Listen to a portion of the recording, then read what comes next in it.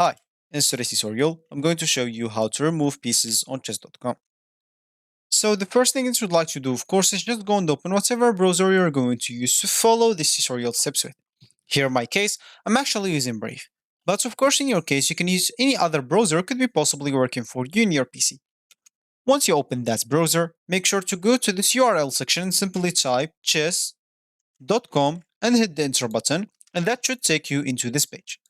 Of course, if you have an account, you can simply go and click on this login option on this left panel, and here you can enter your username or email, password, and check this remember me if you don't want to log in anymore. Of course, you can even log in with your Apple account, Google account, or Facebook account if you don't want to go through all the boring steps of creating or logging into your account. Or if you don't have an account, you can simply go and click on sign up from here or sign up from here.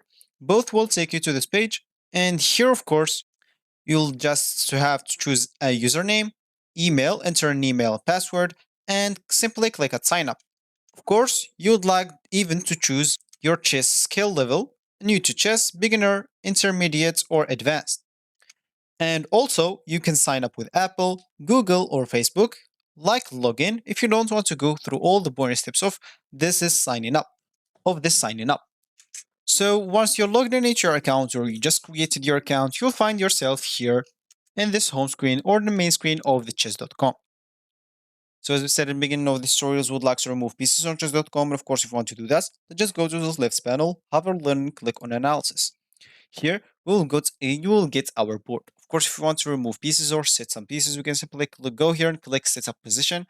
And now if you want to remove a piece, just hold that piece and take it off the board and it will be deleted. As you can see, you can take even the king if you want, and you can add whatever pieces you want.